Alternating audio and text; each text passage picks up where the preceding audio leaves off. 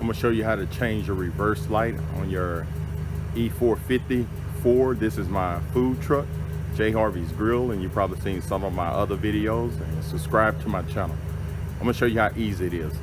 As you can see, I got the truck running and I got the emergency brakes on and I got it in reverse.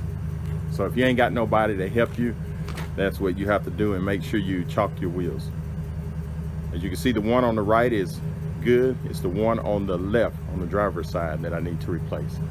So I'm gonna zoom in to this and show you. Maybe you can get a good view on this. Put the tripod down. And I'm gonna zoom in. And I'm gonna change that one right there.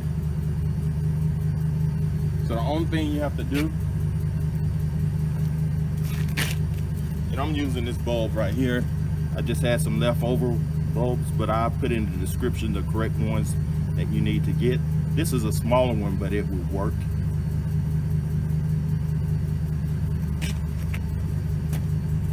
The only thing you need to do is take this little clip out. You take a screwdriver or whatever, just pull it. This little clip come right out. And this light fall out.